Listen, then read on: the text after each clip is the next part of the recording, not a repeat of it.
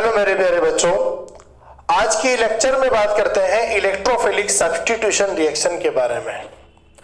आज की वीडियो में बात कर रहे हैं हम कि इलेक्ट्रोफिलिक सब्स्टिट्यूशन रिएक्शन क्या होती है और कहां कहां हमें देखने को मिलती है।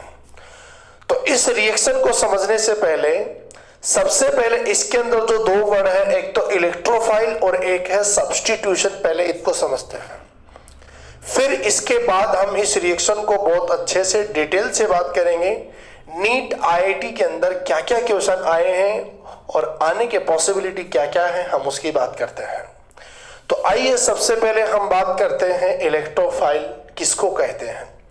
जीओसी में हम पढ़ के आए थे कि भाई इलेक्ट्रोफाइल किसको कहते हैं, तो चलिएगा दोबारा हम डिटेल से अच्छे से बात कर रहे हैं। तो सबसे पहले हमारी जो यहाँ पर हेडिंग होगी जिसका नाम है इलेक्ट्रोफाइल, कि भाई इलेक्ट्रोफाइल किसको हम कहते हैं। बहुत सारे लोगों को कंफ्यूजन होता है कि इलेक्ट्रोफाइल किसको कहते हैं, इलेक्ट्रोफाइल क्या होता है।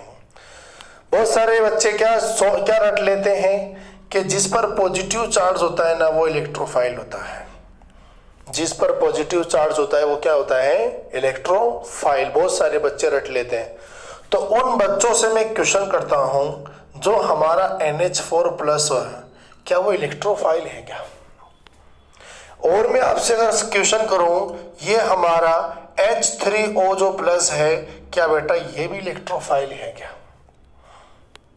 बहुत सारे बच्चे रट रखे, गलत कॉन्सेप्ट जो है समझ रखे हैं कि जिस पर पॉजिटिव चार्ज होते हैं वो इलेक्ट्रोफाइल है। जिस पर पॉजिटिव चार्ज होते हैं वो इलेक्ट्रोफाइल हो भी सकते हैं और नहीं भी हो सकते हैं। इस पॉजिटिव के साथ में एक और शर्त है, एक और कंडीशन है, वो हमें पता होना चाहिए। तो इलेक्ट्रोफाइल किसको कहते हैं बहुत अच्छे से समझेंगे। ये दोनों पॉजिटिव चार्ज तो है लेकिन इलेक्ट्रोफाइल नहीं है ये, ठीक है ना। तो ये क्यों नहीं है आगे अपन अच्छे से पहले पढ़ लेते हैं फिर समझाते हैं इसको। तो इलेक्ट्रोफाइल क्या होता है, चलिएगा। इलेक्ट्रोफाइल के अंदर दो वर्ड है, एक तो है इलेक्ट्रो, एक तो कौन है इलेक्ट्रो, और दूसरा कौन है बेटा फाइल। एक तो क्या है इलेक्ट्रो और एक क्या है फाइल। इलेक्ट्रो का मतलब होता है इलेक्ट्रॉन, इलेक्ट्रो का मतलब क्या होता है बेटा इलेक्ट्रॉन, ठीक है। इलेक्ट्रो का मतलब क्या होता है इलेक्ट्रॉन, और फाइल का मीनिंग होता है लवर। फाइल का मीनिंग क्या होता है लवर, यानी इलेक्ट्रॉन से मोहब्बत करने वाले, इलेक्ट्रॉन से लव करने वाले पार्टिकल को हम क्या कहेंगे, इलेक्ट्रोफाइल। इलेक्ट्रॉन से प्यार करने वाले, इलेक्ट्रॉन से मोहब्बत करने वाले पार्टिकल को हम क्या कहेंगे, इलेक्ट्रोफाइल। अब इलेक्ट्रॉन से कौन प्यार करेगा, जिसके पास इलेक्ट्रॉन कम है या ज्यादा है। तो सीधी सी बात है भाई, इलेक्ट्रॉन से कौन प्यार करेगा, जिसके पास इलेक्ट्रॉन की कमी है, जिसके पास इलेक्ट्रॉन की डेफिशिएंसी है वो इलेक्ट्रॉन से क्या करेगा, यस प्यार करता है। तो जिसके पास इलेक्ट्रॉन की कमी होती है या जिसके पास वेकेंट ऑर्बिटल होता है या जिसका ऑक्टेट इनकम्प्लीट होता है वो इलेक्ट्रोफाइल होते हैं। क्या कहा हमने इलेक्ट्रोफाइल के बारे में बेटा, कि जिस पर पॉजिटिव चार्ज के साथ में वेकेंट ऑर्बिटल भी होना चाहिए या ऑक्टेट इनकम्प्लीट होना चाहिए, उनको हम क्या कहते हैं, इलेक्ट्रोफाइल कहते हैं। क्लियर है। इलेक्ट्रॉन से प्यार करने वाले पार्टिकल को, मोहब्बत करने वाले पार्टिकल को हम क्या कहते हैं बेटा, इलेक्ट्रोफाइल। अब इलेक्ट्रॉन से कौन प्यार करेगा, जिसके पास इलेक्ट्रॉन की कमी होगी। अब कमी किसके पास होगी, या तो जिसका वेकेंट ऑर्बिटल, या जिसका तो ऑर्बिटल खाली होगा वेकेंट होगा, या जिसका ऑक्टेट क्या होगा, यस इनकम्प्लीट होगा, उसको हम क्या कहेंगे, इलेक्ट्रोफाइल हम उसको कहते हैं। अब इलेक्ट्रोफाइल को हम अलग अलग कैटेगरी के अंदर डिवाइड करते हैं। तो हमारी सबसे जो फर्स्ट जो कैटेगरी आती है वो कौन सी होती है, चलिएगा हम देखते हैं। सबसे पहले हमारी कैटेगरी है चार्जेबल। जो इलेक्ट्रोफाइल होते हैं वो कौन कौन होते हैं, पहले तो हम उनकी बात कर लेते हैं। चार्जेबल इलेक्ट्रोफाइल जिस पर पॉजिटिव चार्ज होता है, कि कौन है भाई, सबसे पहले हमारे पास में है H+। हाइड्रोजन के पास एक इलेक्ट्रॉन होता है, एक बॉन्ड बनाता है। यहां क्या है, कोई बॉन्ड नहीं बना रहा, वैकेंट ऑर्बिटल है, इसका खाली ऑर्बिटल है, तो हम इसको इलेक्ट्रोफाइल कहेंगे। क्लियर है। अब दूसरा हमारे पास, अब एक चीज देखो, ध्यान रखो आप, जितने बॉन्ड बनाता है,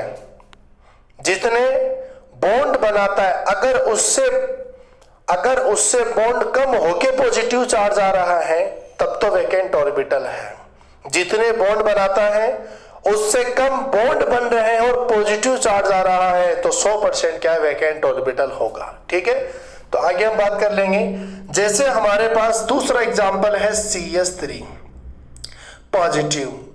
अब ये CH3 पॉजिटिव, क्या ये इलेक्ट्रोफाइल है क्या? सबसे पहले हम क्वेश्चन करें तो बिल्कुल ये इलेक्ट्रोफाइल है, क्योंकि कार्बन 4 बॉन्ड बनाता है, यहां पर हाइड्रोजन के साथ 3 ही बॉन्ड बना रहा है, इसका मतलब एक बॉन्ड कम होके पॉजिटिव चार्ज आ रहा है, इसलिए वैकेंट ऑर्बिटल है और ये क्या है बेटा, इलेक्ट्रोफाइल। एग्जांपल हम लेते हैं nitrosonium ion, N double bond O positive. इसका ये जो ऑर्बिटल है वो क्या है बेटा, यस, इसका ऑर्बिटल खाली है।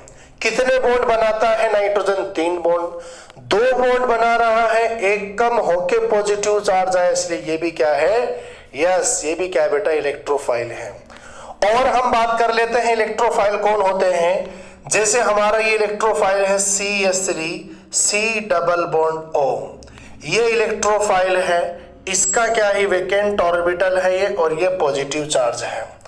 अब ये कार्बन हमारे पास 3 बॉन्ड बना रहा है, इसका मतलब 4 बनते हैं, एक कम हो रहा है, पॉजिटिव चार्ज आ गया, इसलिए ये भी इलेक्ट्रोफाइल है।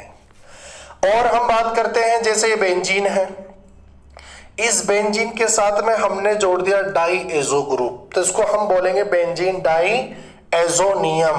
ये पॉजिटिव चार्ज आ गया, इसका ऑर्बिटल क्या है, खाली ऑर्बिटल है यहाँ।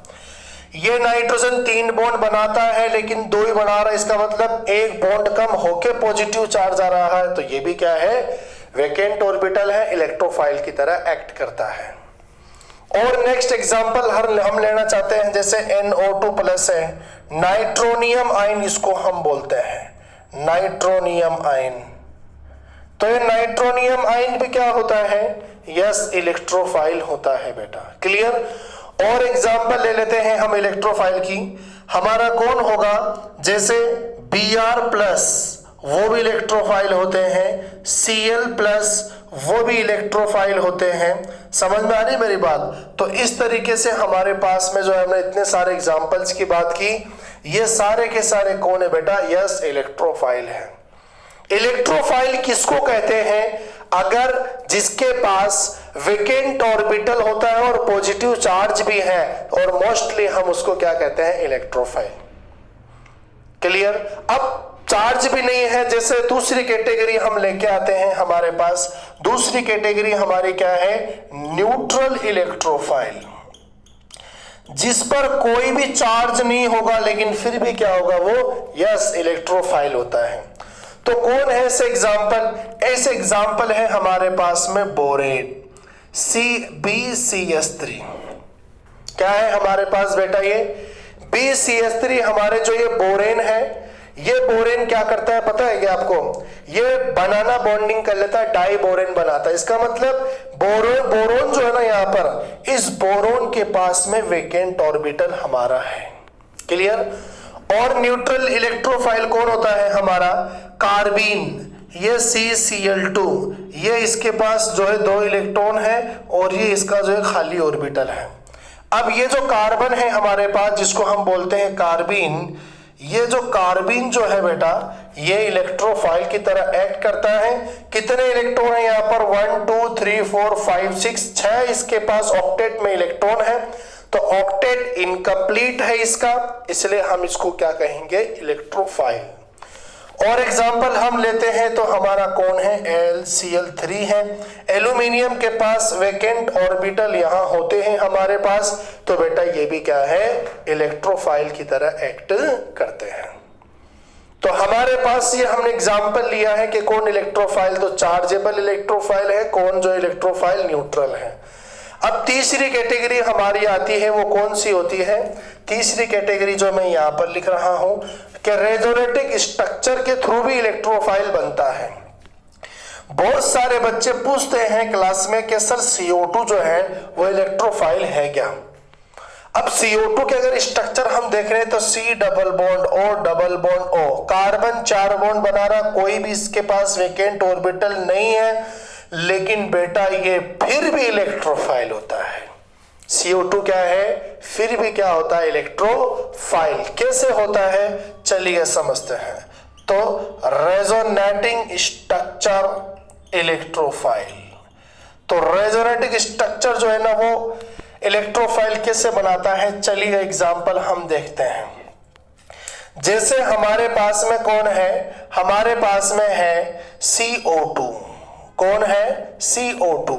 अब यहां इसके रेजोनेटिक स्ट्रक्चर समझते हैं। ये C double bond O double bond O।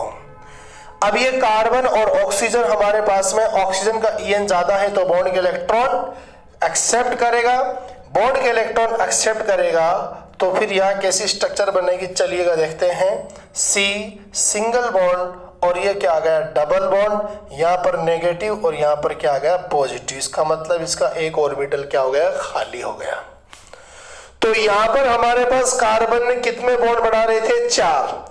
अब यहां कितने बना रहा है? 3। इसका मतलब एक बॉन्ड कम होके पॉजिटिव चार्ज आया है। इसका मतलब क्या है? एक बॉन्ड कम होके पॉजिटिव चार्ज आया, तो यहां पर वेकेंट ऑर्बिटल है। This is electrophile. ये भी इलेक्ट्रोफाइल होता है। और अगर हम एग्जांपल लेना चाहे तो कौन सा एग्जांपल हम ले सकते हैं बेटा? नेक्स्ट हमारे पास एग्जांपल होता है SO2 का, सॉरी SO3 का।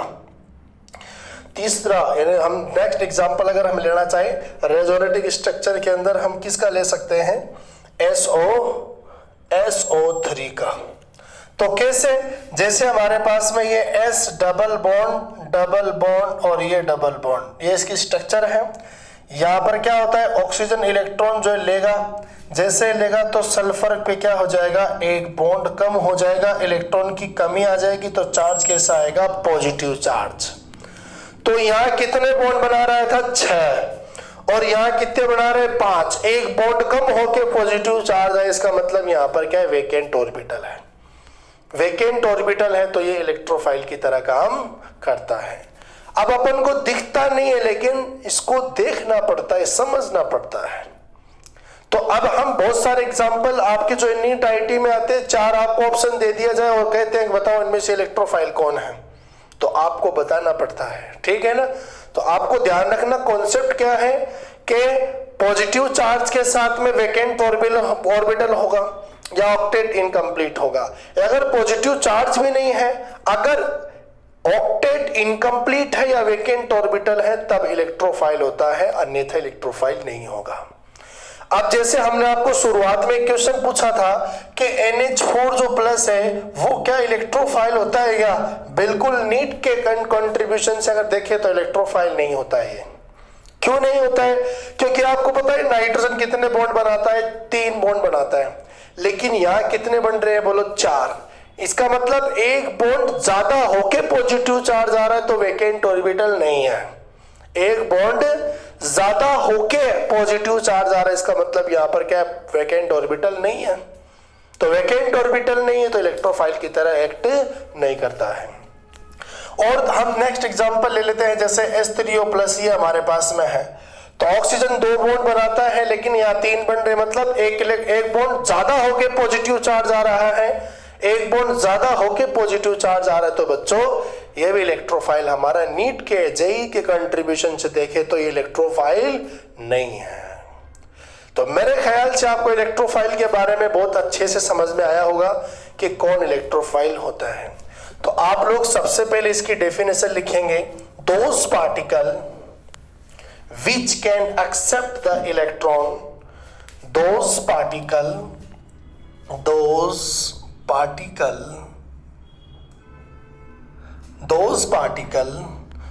which can accept the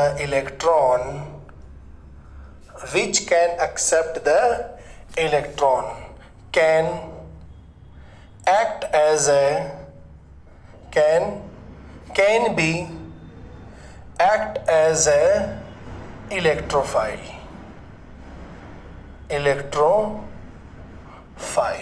ठीक है. those particle which can accept the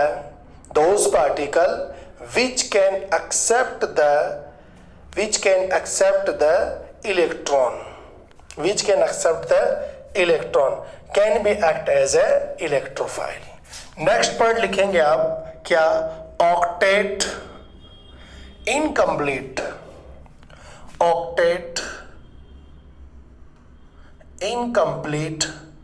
species can be act as a electrophile यानी जो ऑक्टेट इनकम्प्लीट स्पीसीज है बेटा वो भी इलेक्ट्रोफाइल की तरह बिहेव करती है. क्लियर है. तो आप लोग ये पूरा लिखने के बाद डेफिनेशन लिखिए, फिर ये सारे एग्जाम्पल आप लोग जो है लिखिए. फिर हम एक दो क्वेश्चन करते हैं कि कौन सा तो इलेक्ट्रोफाइल होगा और कौन सा, यानी ऑप्शन एमसीक्यूज करते हैं. तो आप लोग इनको लिखिए अच्छे से. तो वीडियो को पॉज करके आप लोग लिख लीजिएगा. एक दो क्वेश्चन कर लेते हैं हम. ठीक है, हम क्वेश्चन देखते हैं. क्वेश्चन क्या है, विच of the following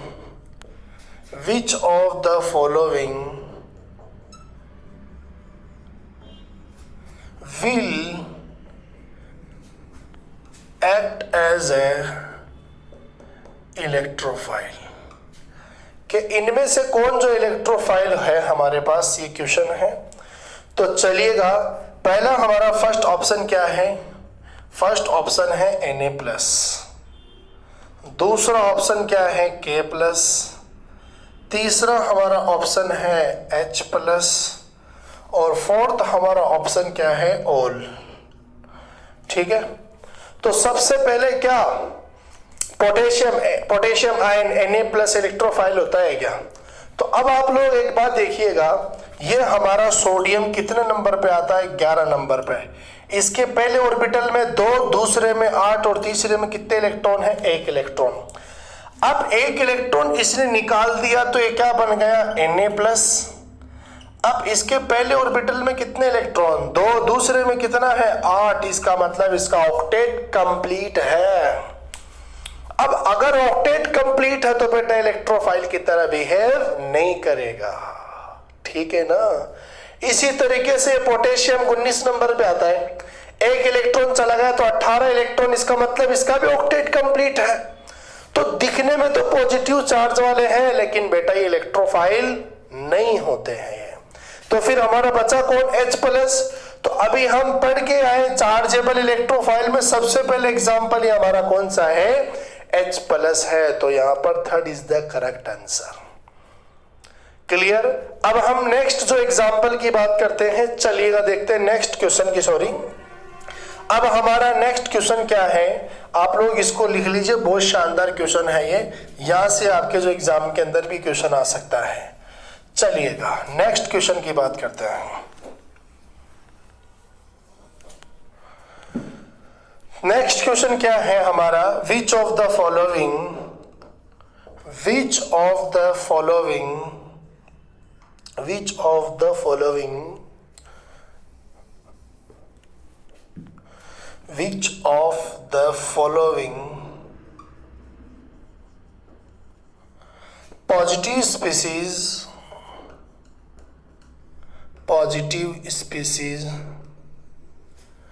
positive species will act as a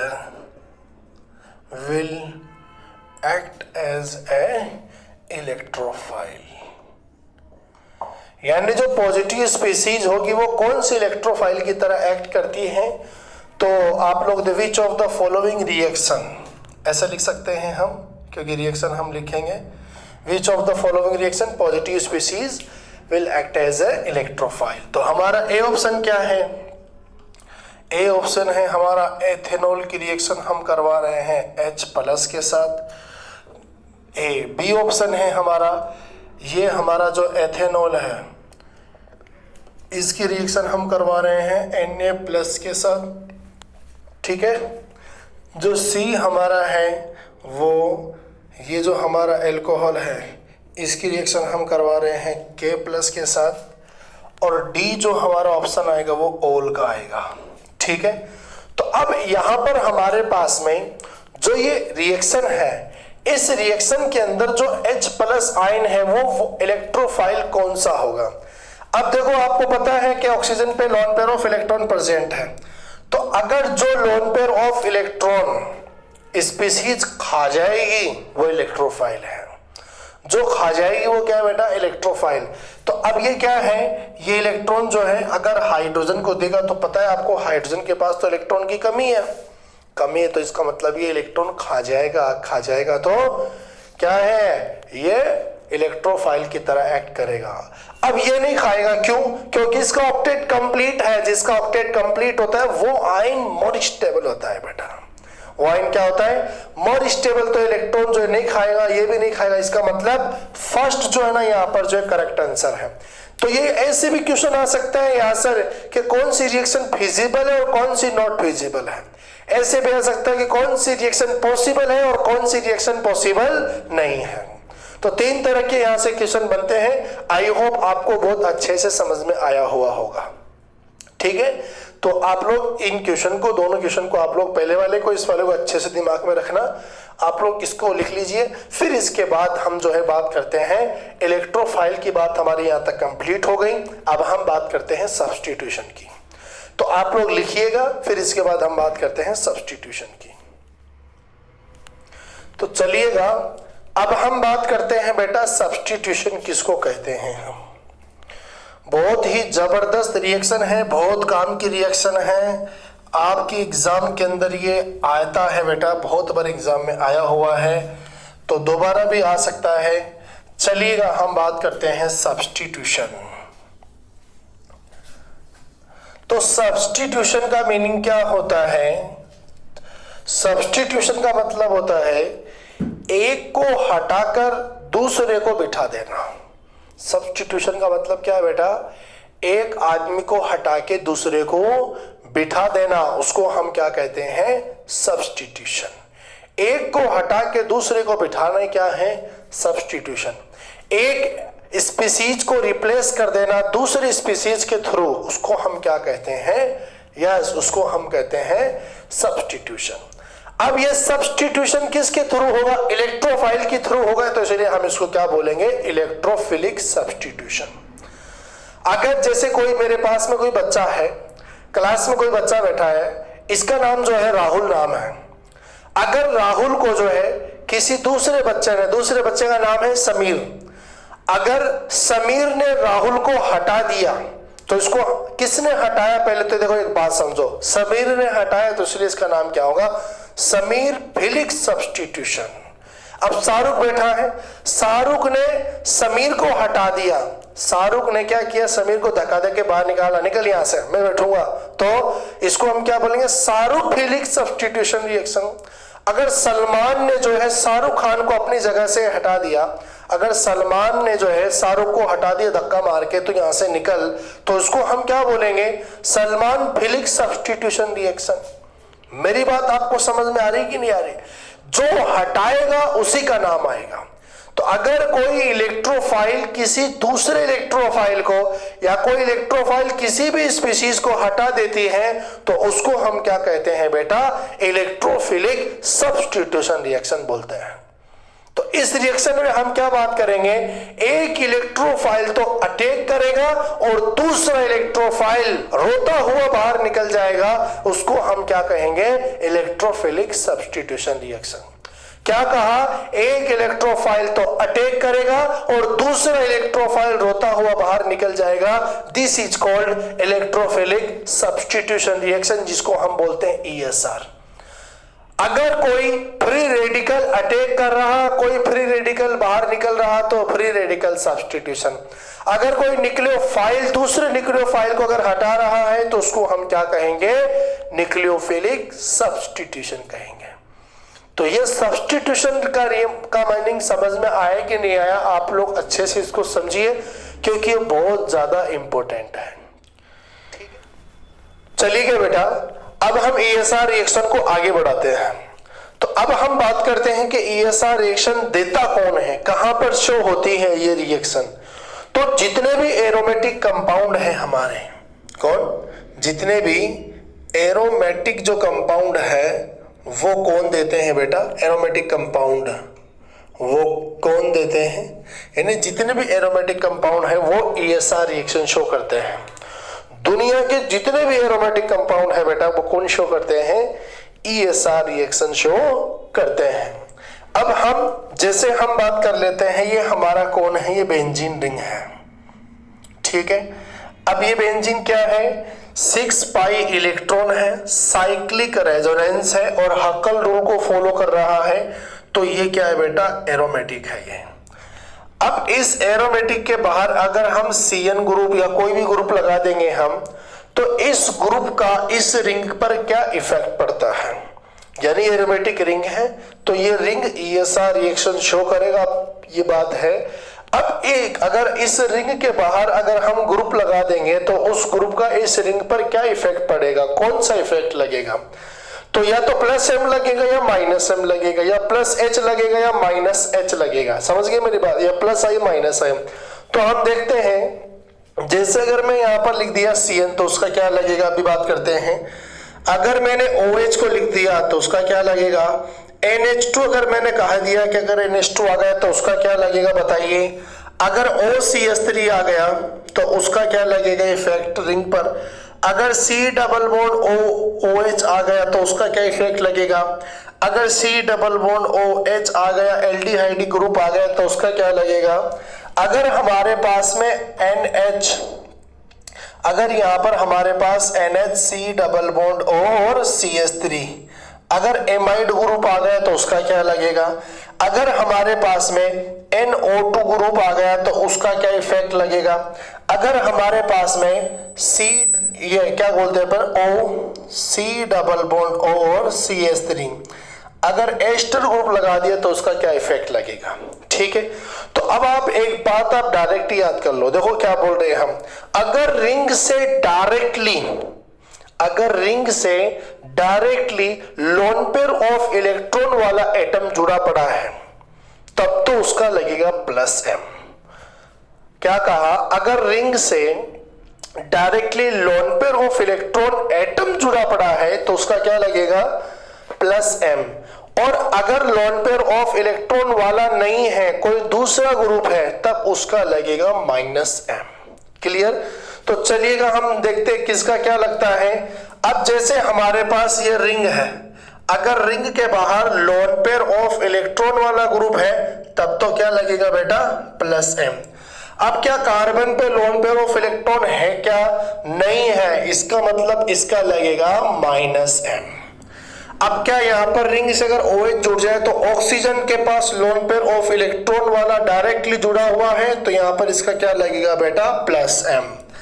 अब आपको पता है NH2 है, अब NH2 जो है ना हमारे पास nitrogen lone pair of electron वाला जुड़ा पड़ा है तो इसका भी क्या लगेगा +M लगेगा। अब OCH3 हमारे पास ईथर वाला ग्रुप है, ये OCH3, तो अगर OCH3 ग्रुप इस रिंग से जुड़ जाए तो इसका क्या लगेगा, तो आपको पता है लोन पेयर ऑफ इलेक्ट्रॉन वाला ग्रुप जुड़ा पड़ा है, इसका मतलब इसका कौन सा इफेक्ट लगेगा +M।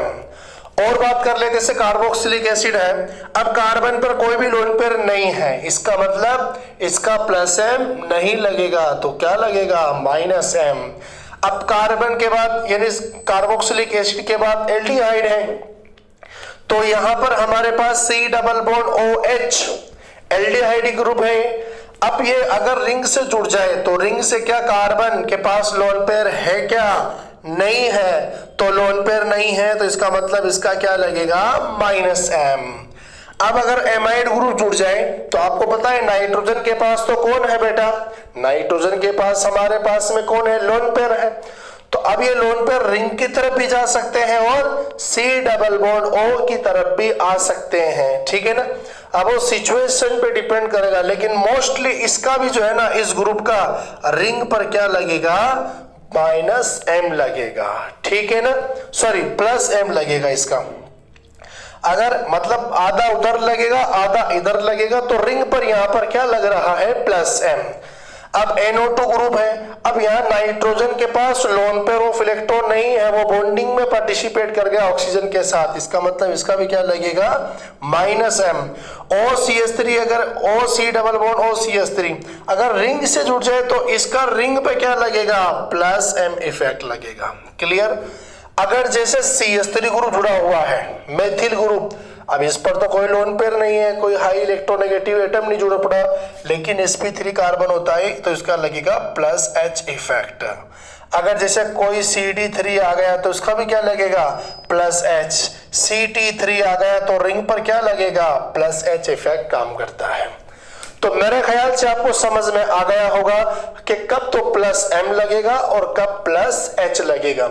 अगर इलेक्ट्रॉन देने वाले ग्रुप जोड़ेंगे तो ऑर्थो और पैरा पर इलेक्ट्रॉन की डेंसिटी बढ़ेगी, पढ़ के आए हम। और अगर इलेक्ट्रॉन लेने वाले, अगर इलेक्ट्रॉन एक्सेप्ट करने वाले, लेने वाले अगर ग्रुप जोड़ देंगे, -m वाले जोड़ेंगे तो क्या होगा, ऑर्थो और पैरा पर इलेक्ट्रॉन की डेंसिटी कम हो जाएगा। क्लियर है हमारी बात। तो मेरे ख्याल से आपको अच्छे से समझ में आएगा कि कब तो रिंग पर +m लगेगा और कब रिंग पर -m लगेगा। अगर directly loan pair of electron वाला ग्रुप जुड़ा पड़ा है तो क्या लगेगा, +m। नहीं है तो चेक करना पड़ेगा, आपको क्या नजर आएगा, -m वाला। ठीक है, कहां कहां पर क्या लगेगा हमने अभी बात कर ली है।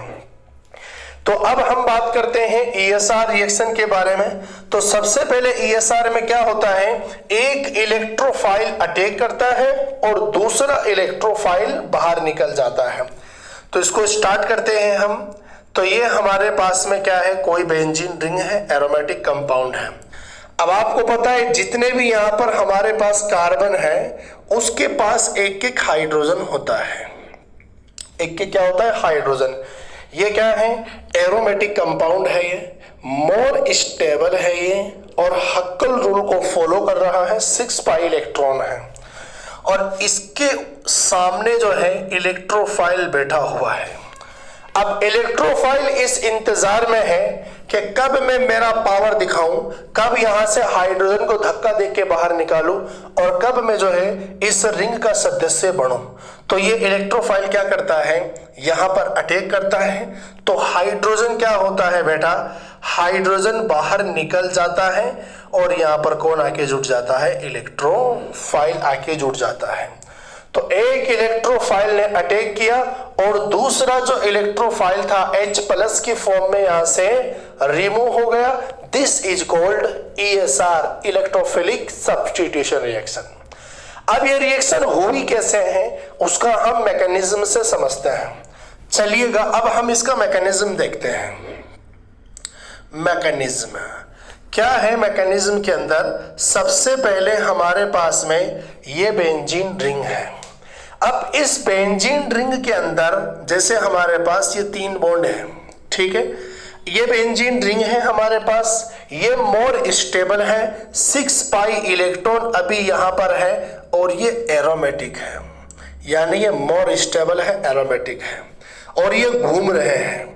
अब इस रिंग ने क्या किया, इसका दिमाग खराब हो गया, ये इसका जो है ये रिंग चकरा गई। तो इसने क्या किया, इस इलेक्ट्रॉन को ऊपर की तरफ शिफ्ट कर दिया।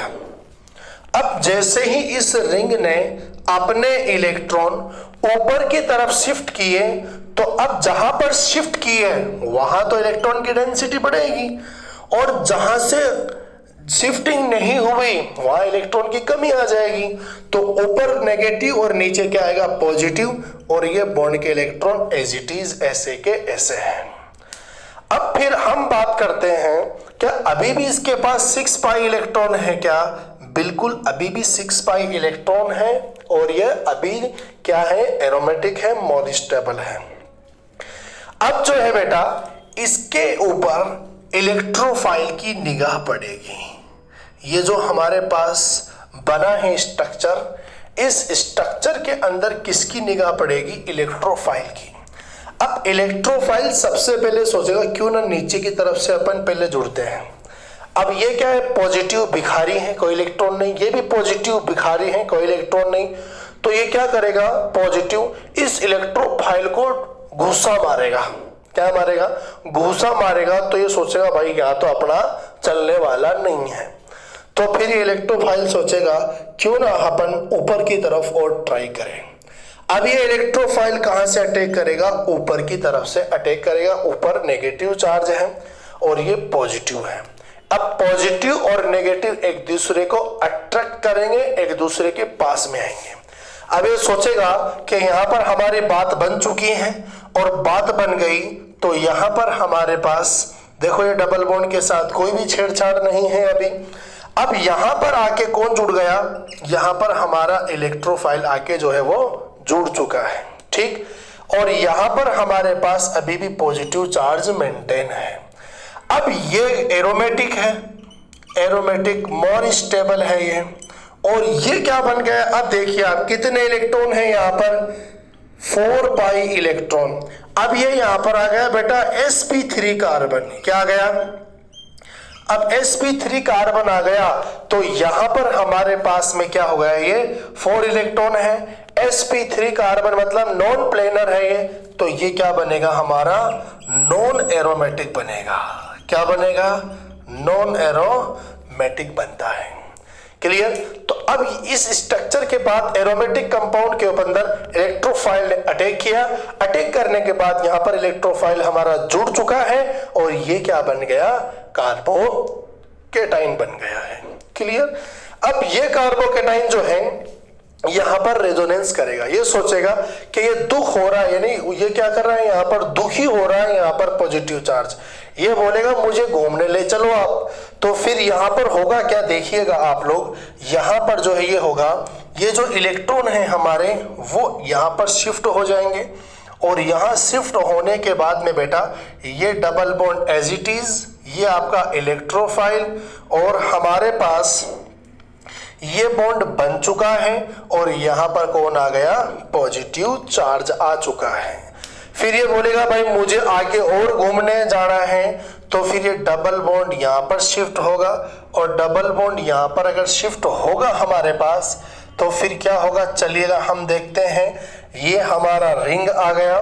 अब क्या है, इलेक्ट्रोफाइल अभी भी यहां पर जुड़ा हुआ है, मौज कर रहा है, कोई टेंशन नहीं है। यहां पर बॉन्ड, अब बॉन्ड को आगे घुमाया तो यहां भी बॉन्ड बन गया और यहां पर क्या बन गया बेटा, पॉजिटिव चार्ज बन चुका है। क्लियर है। अब ये भी हमारा क्या है, कार्बोकेटाइन है। अब ये घूमता रहेगा यहां पर पूरे के पूरे रिंग के अंदर, मौज करता रहेगा। फिर यहां पर जो है एक मेहमान आएगा, एक आदमी आएगा जिसका नाम है हाइपर कॉन्जुगेशन। क्या नाम है, हाइपर कॉन्जुगेशन। कार्बोकेटाइन बन रहा है तो हाइपर कॉन्जुगेशन जरूर लगता है। फ्री रेडिकल में, कार्बोकेटाइन में और एल्कीन में 3 जगह जो है बेटा हमारा हाइपर कॉन्जुगेशन काम करता है। तो अब जो है हमारी जो स्टार्टिंग वाली जो स्ट्रक्चर है ये वाली 1, 2 और 3, तो हम इनमें से ये भी ले सकते हैं, ये भी ले सकते हैं आप। अब ये क्या करेगा, अब इस स्ट्रक्चर के अंदर, अब मैं ऊपर की तरफ लिख रहा हूं, ध्यान से समझिएगा, मैं ऊपर लिख रहा हूं ना, आप चाहे यहां भी लिख दो, कहीं भी लिख दो, कोई दिक्कत नहीं है ना। मैं ऊपर लिख रहा हूं, इसके नीचे आप नोटबुक के अंदर, मैं तो लिख रहा हूं ऊपर और आप इसके नीचे लिखेंगे। तो हमारे पास ये रिंग है, ठीक है। अब यहां पर डबल बॉन्ड और यहां भी क्या है, डबल बॉन्ड। अब यहां पर हमारे पास कौन जुड़ा पड़ा है, इलेक्ट्रोफाइल हमारा है यहां, और यहां पर क्या है, पॉजिटिव चार्ज। अब एक बात बहुत इंपॉर्टेंट नोट किएगा आप, अब यहां पर हमारे पास कौन सा कॉन्सेप्ट लगेगा, हाइपर कॉन्जुगेशन।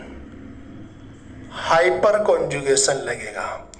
अब हाइपर कॉन्जुगेशन क्या होता है कि sp2 कार्बन से डायरेक्टली अटैच sp3 कार्बन क्या कहलाता है, sp2 कार्बन से डायरेक्टली अटैच sp3 कार्बन अगर है तो वो अल्फा कार्बन है, और जितने अल्फा कार्बन होंगे उससे जुड़ने वाले हाइड्रोजन उतने क्या होंगे, अल्फा हाइड्रोजन होंगे। तो आपको पता ये sp2 कार्बन है। अब sp2 से बगल वाला कार्बन, तो ये sp2 और ये भी क्या है, sp3। लेकिन हमें क्या कहना है कि sp2 कार्बन से directly attach carbon sp3 carbon alpha carbon कहलाता है। तो अब ये sp2 से तो sp2 जुड़ा पड़ा, इसका मतलब ये अल्फा कार्बन नहीं है। अब बहुत सारे बच्चों को यहां कंफ्यूजन आएगा कि सर ये अपन तो पढ़ के आए हैं कि जो हमारा एटम होता है, जो हमारा कार्बन होता है, इसके बगल वाले को क्या बोलते हैं? अल्फा। क्या बोलते हैं? तो कौन से किसको बोलेंगे अल्फा? कि sp2 कार्बन से जो कार्बोकेटाइन फ्री रेडिकल या एल्कीन होगा, वहां पर बात कर रहे हैं हम, है ना। इसके अलावा कहीं बात नहीं कर रहे कि sp2 कार्बन से डायरेक्टली अटैच sp3 कार्बन, वो अल्फा कार्बन है। sp2 से अगर sp2 या sp जुड़ा पड़ा है तो वो अल्फा नहीं होता है। क्लियर है? तो हाइपर कॉन्जुगेशन यहां पर हमारे पास लगेगा तो ये कार्बन क्या है? अल्फा नहीं है। ये क्या है? ये यहां पर sp3 कार्बन है। आप लोग देखो, चेक कीजिएगा तो यहां पर अल्फा कार्बन कितने हैं बेटा? एक। और अल्फा हाइड्रोजन भी कितने हैं? एक। कितने हैं यहां पर? एक है। वो आप लोग देख लीजिए, देखो 1 2 3, ये फोर्थ बॉन्ड अल्फा हाइड्रोजन का बन रहा है। क्लियर? अब यहां पर आप लोग एक बात समझिएगा, इसमें कितने इलेक्ट्रॉन है? 4th इलेक्ट्रॉन है हमारे पास। इसका मतलब ये नॉन एरोमेटिक है। ये क्या है? ये नॉन एरोमेटिक है। ठीक है, नॉन एरोमेटिक यहां पर हमने लिख दिया है। क्यों लिख दिया? हमने आप समझा दिया। अब यहां पर क्या होगा? हाइपर कॉन्जुगेशन की वजह से ये जो अल्फा जो कार्बन है, उससे जुड़ने वाला हाइड्रोजन अपने इलेक्ट्रॉन देके फरार हो जाएगा। और फरार होने के बाद हमारे पास जो ये रिंग बची है, इसमें क्या बनेगा? देखिएगा, ये डबल, ये भी डबल, ये भी डबल, और यहां पर कौन है? इलेक्ट्रोफाइल। और यहां से क्या बाहर निकल गया है? H+ निकल गया है। मेरे ख्याल से आपको बहुत अच्छे से सारी रिएक्शन समझ में आ गई होगी कि यहां पर एक H बाहर निकला, इलेक्ट्रोफाइल वहां पर जुड़ गया। तो देखो आप लोग समझिएगा कि यहां से H+ निकल गया, इलेक्ट्रोफाइल वहीं पर ही जुड़ा पड़ा है। तो चाहे आप, अब बहुत सारे बच्चे सोचते हैं कि सर आपने तो ऊपर जोड़ा और यहां पर साइड में जोड़ा, तो दोनों एक ही है भाई। रिंग को चाहे आप घुमा लो, कोई दिक्कत नहीं है। जैसे ये पेन है, इसको मैंने ऐसे कर दिया तब भी पेन ही रहेगा, ऊपर की तरफ कर दिया तब भी पेन ही रहेगा, है ना। बहुत सारे बच्चे बोलते हैं इसके बारे में, इसलिए हमने बताया। तो मेरे ख्याल से आपको सारी रिएक्शन का मैकेनिज्म और ESR रिएक्शन होता क्या है वो हमने समझ, आपको अच्छे से क्लियर हो गया होगा। अब इसमें कुछ बातें हम समझते हैं, तो वो बातें क्या है? चलिएगा अपन देखते हैं। ये हमारे पास 6 पाई इलेक्ट्रॉन एरोमेटिक है और ये 4 पाई इलेक्ट्रॉन नॉन प्लेनर है और ये नॉन एरोमेटिक है। इसका मतलब एक स्टेबल रिंग से अनस्टेबल रिंग बन रहा है, एक मोर स्टेबल कंपाउंड से लेस स्टेबल कंपाउंड बन रहा है। तो ये स्टेप जो क्या होने वाली है? ये स्लोवेस्ट स्टेप है। और इस स्लोवेस्ट स्टेप को ही हम क्या कहेंगे बेटा? RDS, rate determining step. अब रेट डिटरमाइनिंग स्टेप के अंदर बेटा क्या बन रहा है? कार्बोकेटाइन। कार्बन पर जो है क्या है? पॉजिटिव चार्ज है, इसलिए हम इसको क्या कहेंगे? कार्बोकेटाइन, जो कि यहां पर क्या होता है? इंटरमीडिएट होता है। क्या होता है यहां पर? इंटरमीडिएट कार्बोकेटाइन यहां पर बनता है। अब इस इंटरमीडिएट को मोर स्टेबल करना है तो इलेक्ट्रॉन देने वाला करेंगे, इलेक्ट्रॉन लेने वाले करेंगे। तो सीधी सी बात है, अपन पढ़ के आए, इलेक्ट्रॉन देने वाले क्या करेंगे? इस कार्बोकेटाइन को मोर स्टेबल करेंगे। क्लियर है? तो फिर इसके बाद में हमारे पास ये स्ट्रक्चर बना, फिर ये बना। अब ये जो तीनों स्ट्रक्चर यहां बन रहे हैं ना बेटा, ये जो तीनों स्ट्रक्चर यहां बन रहे हैं, इसका एक नाम होता है। इसका क्या होता है? एक नाम होता है। यहां पर हमने सिग्मा, यानी यहां पर जो है इस इलेक्ट्रोफाइल ने यहां पर अटैक किया, अटैक करने के बाद सिग्मा बॉन्ड बना, तो इसका नाम क्या होता है? Sigma complex. क्या नाम होता है इसका? Sigma complex. या अपन इसको क्या कह सकते हैं? आरेनियम आयन। क्या बोलेंगे इसको हम? आरेनियम आयन। क्या और क्या नाम हो सकता है इसका? इसका नाम हो सकता है व्हीलैंड आयन। व्हीलैंड आयन, ये इसके नाम होते हैं। क्लियर है, या अपन यूं भी कह सकते हैं विजिलेंट इंटरमीडिएट। क्या कह सकते हैं हम इसको? Vigilant intermediate. तो ये तीनों स्ट्रक्चर का नाम हमने बता दिया आपको। अब ये क्या है? एक नॉन एरोमेटिक से एक एरोमेटिक रिंग दोबारा बन रही है। इसका मतलब ये एरोमेटिक, इसका मतलब ये स्टेप क्या होगा? फास्ट स्टेप होगा। क्या होगा यहाँ पर? Fast step. तो हाइड्रोजन क्या है बेटा? फास्ट स्टेप में निकल रहा है। आप लोग ये बात अच्छे से याद रखिएगा, ठीक है। तो अब हमें इसको देख के क्या समझ में आया? इसको देख के समझ में आया कि ESR रिएक्शन जो है वो एरोमेटिक कंपाउंड देता है, पहली बात। दूसरी बात, यहां पर हमारे पास क्या होता है? एक इलेक्ट्रोफाइल तो अटैक करता है और दूसरा इलेक्ट्रोफाइल रिमूव होता है। अब इलेक्ट्रोफाइल कौन से स्टेप में अटैक कर रहा है? RDS स्टेप में अटैक कर रहा है। तो दूसरा पॉइंट क्या हमें याद करना है कि इलेक्ट्रोफाइल RDS स्टेप में अटैक करता है। तीसरा पॉइंट क्या याद रखना है कि यहां पर जो इंटरमीडिएट बन रहे हैं स्ट्रक्चर, सिग्मा कॉम्प्लेक्स बन रही है, वो इंटरमीडिएट एज अ कार्बोकेटाइन के फॉर्म में हमें मिला है, जो कि क्या है? एक इंटरमीडिएट है। तो कार्बोकेटाइन यहां पर हमें क्या है? इंटरमीडिएट बनता है और उस कार्बोकेटाइन को स्टेबल करते हैं इलेक्ट्रॉन देके। अगर इस रिंग से इलेक्ट्रॉन देने वाले ग्रुप जोड़ देंगे तो ESR का रेट बढ़ जाएगा। क्या कहा? अगर किसी रिंग से इलेक्ट्रॉन को देने वाले ग्रुप प्लस M वाले ग्रुप अगर जोड़ देंगे तब ESR का रेट क्या हो जाएगा? ज्यादा हो जाएगा। और फिर फोर्थ पॉइंट हमें याद करना है, जो हाइड्रोजन है वो जो फास्ट स्टेप है वो वहां से रिमूव हो रहा है। अब चाहे ड्यूटेरियम आ जाए तब भी रेट वही रहेगा, चाहे ट्राइटेरियम आ जाए तब भी क्या होगा बेटा? रेट वही रहेगा। हाइड्रोजन, ड्यूटेरियम, ट्राइटेरियम पर रेट डिपेंड नहीं करता। क्यों? क्योंकि हाइड्रोजन जो वो फास्ट स्टेप में निकल रहा है। तो ये तो स्लोवेस्ट स्टेप है, यानी स्टेप फर्स्ट है, इसको अपन यूं कह सकते हैं स्टेप फर्स्ट, जिसमें कार्बोकेटाइन बनता है। और ये क्या है? स्टेप बेटा इसकी सेकंड है। तो मेरे ख्याल से आपको समझ में आ गया होगा, ठीक है। तो आप लोग इसको राइट कीजिएगा।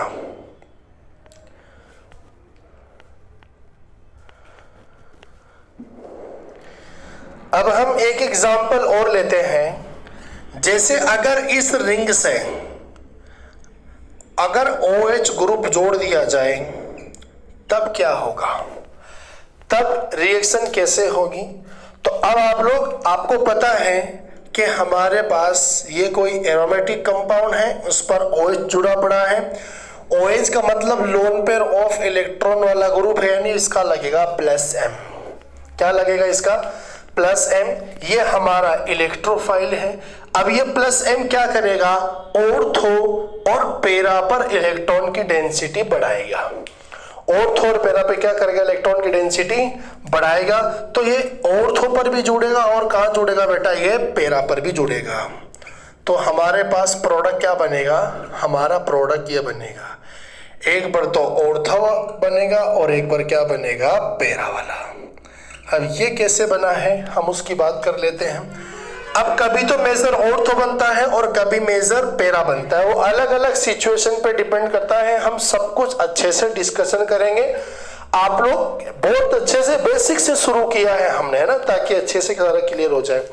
अब इसका मैकेनिज्म देखते हैं हम। तो मैकेनिज्म क्या है? चलिएगा देखते हैं कैसे रिएक्शन हुई है। सबसे पहले हमारे पास ये फिनोल है। अब फिनोल क्या करेगा?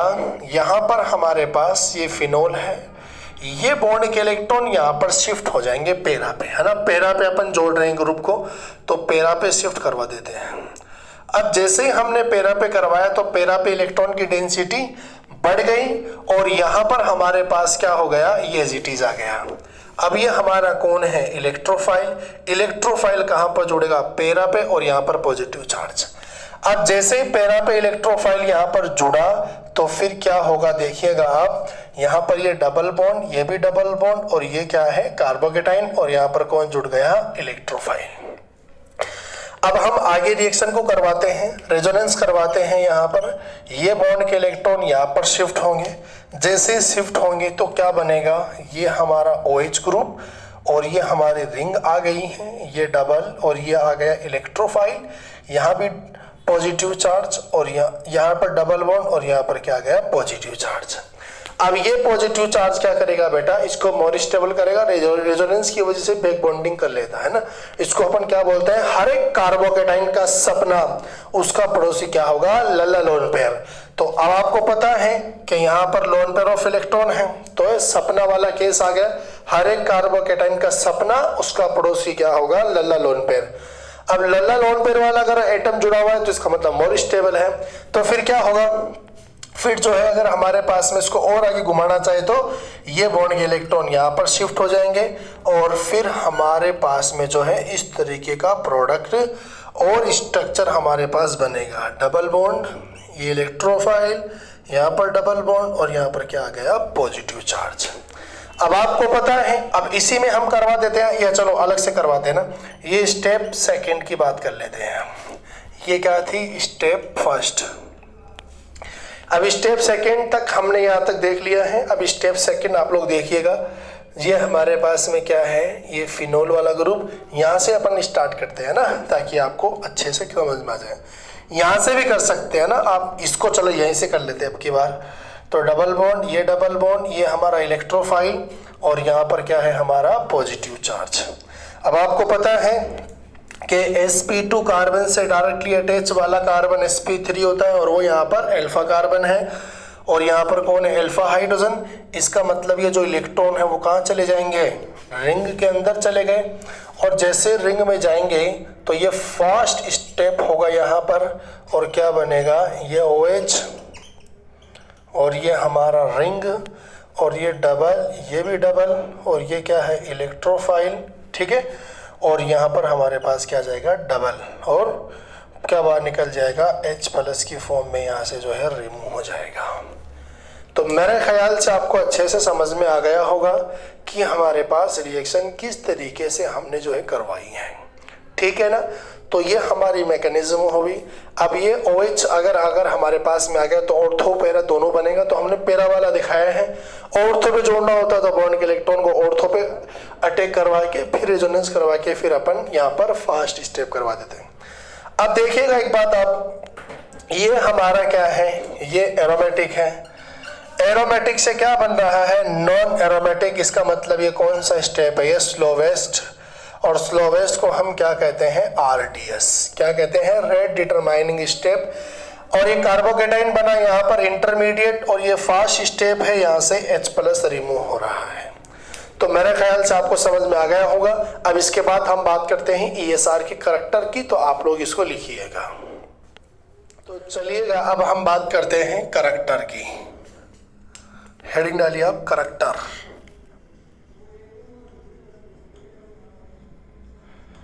Characters of ESR। तो फर्स्ट जो करैक्टर यहाँ पर आएगा वो आप लोग देखिएगा क्या है। सबसे पहले फर्स्ट यहाँ पर आएगा, फर्स्ट जो करैक्टर, तो हम क्या कह सकते हैं, in this reaction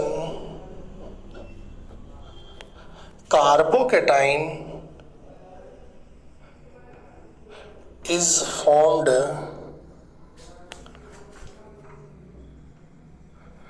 in this reaction carbocation is formed as a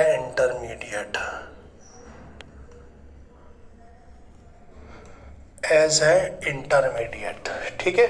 so rate of reaction will depend on stability of carbocation, stability of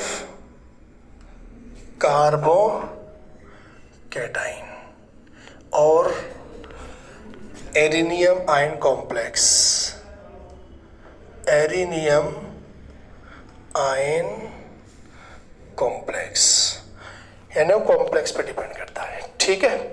तो यानी क्या है, इन दिस रिएक्शन, या अपन यूं भी लिख सकते हैं इन द ESR रिएक्शन, की बात है, In this reaction, carbocation is formed as intermediate. So rate of reaction will depend on stability of carbocation.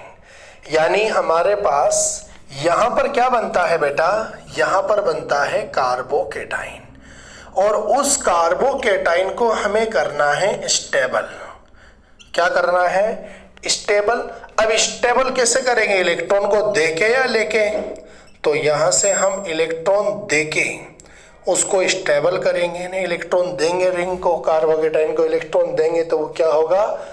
Stable होगा। यानी रिएक्शन की स्पीड क्या होगी? इलेक्ट्रॉन देंगे तो क्या होगा? रिएक्शन का जो स्पीड है, यानी वो स्पीड है वो फास्ट होगा। क्या होगा बेटा? फास्ट। या अपन यूँ कह सकते हैं कि रेट ऑफ जो ESR है, रेट ऑफ जो ESR है वो क्या होगा? वो ज्यादा आएगा। क्लियर है? रिएक्शन की स्पीड यहाँ फास्ट होगी तो रेट ऑफ ESR क्या आएगा? यहाँ पर ज्यादा। अब इलेक्ट्रॉन देके बोले तो कौन कौन? अगर OH आ गया तो ESR का रेट फास्ट होगा। अगर NO2 ग्रुप है तब जो है ESR का रेट कम होगा। अगर NH2 ग्रुप जोड़ दिया तब ESR का रेट ज्यादा होगा। OCH3 का जोड़ दिया तब ESR का रेट क्या होगा? ज्यादा होगा। अगर कार्बोक्सिलिक एसिड COOH जोड़ दिया तब जो है ESR का रेट कम होगा। समझ में आ रही मेरी बात आप लोग? तो ये आप लोग अच्छे से, मेरे ख्याल से पॉइंट समझ में आ गया होगा, क्योंकि यहीं से रिएक्शन आता है। इंटरमीडिएट कार्बोकेटाइन बनता है, स्टेबल करते हैं इलेक्ट्रॉन को देके। ये अगर ग्रुप जैसे कि अगर हमारे पास आ गया तो स्टेप फास्ट होगी, रेट ज्यादा होगी। तो कहने का मतलब यही है, स्टेबिलिटी ऑफ यानी रेट ऑफ जो ESR है ना, ये आप लोग लिख लीजिएगा, मैंने मिटा दिया आप लोग, लेकिन इसको पॉज करके लिख लेना। यानी कहने का मतलब यही है बेटा कि रेट ऑफ जो ESR है, रेट ऑफ जो ESR है वो किस पे डिपेंड करता है? स्टेबिलिटी ऑफ कार्बोकेटाइन पर। किस पे डिपेंड करेगा? Stability of carbocation. ये अपन क्या कह दें, जो इसको इलेक्ट्रॉन देने वाले हैं कौन है? +M या +H या +I, इनके तो डायरेक्टली प्रोपोर्शनल होगा। और -M आ गया, -H आ गया, -I आ गया, इसके क्या होगा? इनवर्सली प्रोपोर्शनल होगा। क्लियर? नेक्स्ट अगर हम बात करना चाहें पॉइंट की तो क्या आता है कि attack of electrophile is the RDS step. कि अटैक ऑफ जो इलेक्ट्रोफाइल है, attack of electrophile is the RDS step या RDS ऑफ रिएक्शन, एक ही बात है। RDS ऑफ रिएक्शन यानी जो रेट डिटरमाइनिंग स्टेप है वहां पर इलेक्ट्रोफाइल अटैक करता है। अब जो नेक्स्ट जो पॉइंट है वो बहुत इंपॉर्टेंट है। वो इंपॉर्टेंट क्या है? ESR reaction do not show, क्या है ध्यान से समझिएगा आप लोग, कि ESR reaction do not show, कौन सा शो नहीं करता? क्या शो नहीं करता है? Kinetic isotopic effect.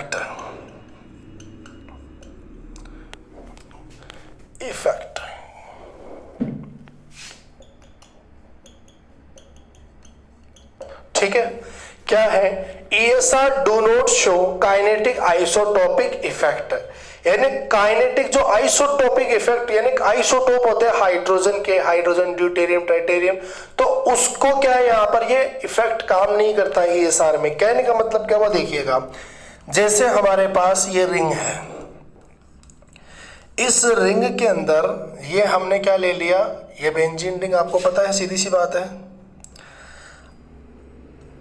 अब यहां तो हमने जोड़ दिया है, यहां तो हमने जोड़ दिया हाइड्रोजन को। किसको जोड़ दिया हमने? यहां पर हाइड्रोजन को। यहां हमने जोड़ा है ड्यूटेरियम को। यहां हमने किसको जोड़ा है बेटा? ड्यूटेरियम को। और यहां पर हमने जोड़ा है ट्राइटेरियम को। किसको जोड़ दिया यहां पर हमने? ट्राइटेरियम। अब जो यहां पर बेटा चाहे तो ड्यूटेरियम आ जाए चाहे ट्राइटेरियम आ जाए, चाहे पर यहां पर चाहे हाइड्रोजन चाहे ड्यूटेरियम चाहे ट्राइटेरियम आ जाए, तो तीनों के निकलने की स्पीड यहां पर क्या होगी? एक जैसी होगी, क्योंकि सब क्या निकल रहे हैं? फास्ट स्टेट में निकल रहे हैं। इसका मतलब तो रेट ऑफ जो ESR होगी, जो आइसोटोप की रेट ऑफ ESR जो आइसोटोप की जो रेट होगी ESR की, निकलने की जो रेट होगी सबकी बराबर होगी। इसका मतलब हम कह सकते हैं कि A is equal to B is equal to C। तो हमने क्या कहा? ESR do not show kinetic isotopic effect, यानी जो हमारे पास जो इलेक्ट्रोफाइल की फॉर्म में बाहर निकलेंगे, हाइड्रोजन भी निकल सकता है, ड्यूटेरियम भी निकल सकता है, और अगर ट्राइटेरियम होगा तो वो भी निकल सकता है। तो इसके निकलने पर कोई भी यहां पर जो है रेट पर डिपेंडेंट नहीं होता, रेट पर कोई फर्क नहीं पड़ता है। इसी को हम बोलते हैं काइनेटिक आइसोटोपिक इफेक्ट, के सभी का रेट क्या होगा यहां पर बेटा? सभी का रेट बराबर होगा ESR रिएक्शन के अंदर। लेकिन जो ESR में आयोडीनेशन करवाते हैं, सल्फोनेशन करवाते हैं, वहां पर ये इफेक्ट देखने को मिलता है।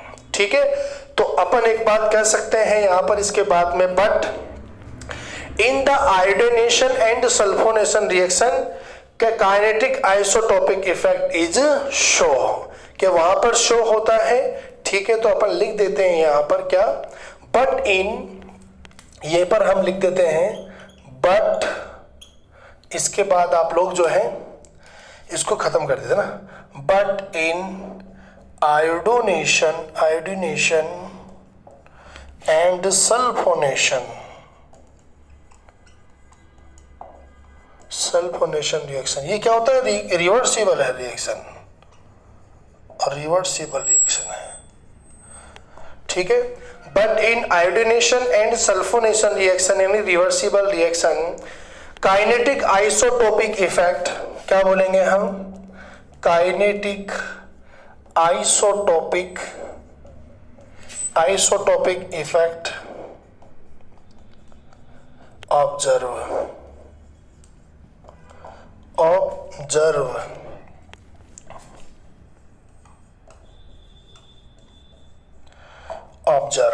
क्लियर है?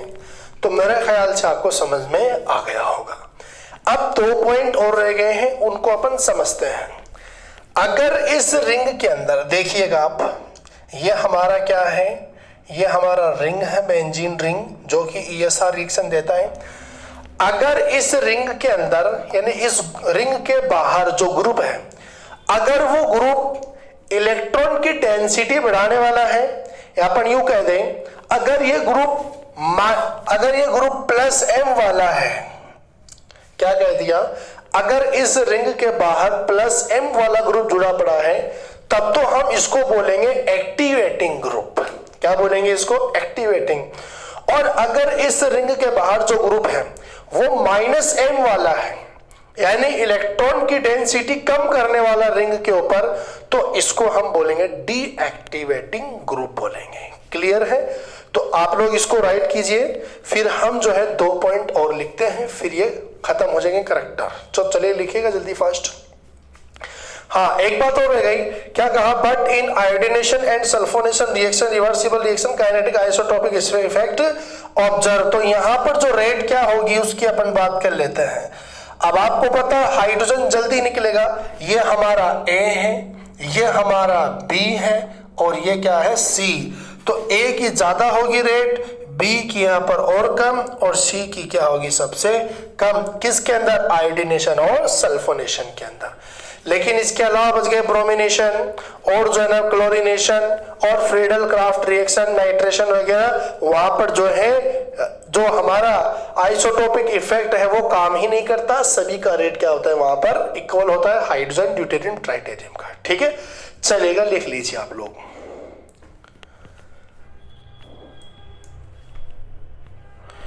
चलिएगा, जो हमारे 2 टॉपिक रह गए थे, इसमें 2 पॉइंट्स रह गए थे, अब हम उनकी बात कर लेते हैं क्या है वो हमारे कि if donating group attach with aromatic ring, यानी अगर किसी एरोमेटिक रिंग से अगर इलेक्ट्रॉन डोनेटिंग ग्रुप अगर जुड़ा हुआ है तब क्या होगा, then it increases the rate of ESR, तब वहां पर बेटा ESR का रेट क्या होगा, ज्यादा होगा।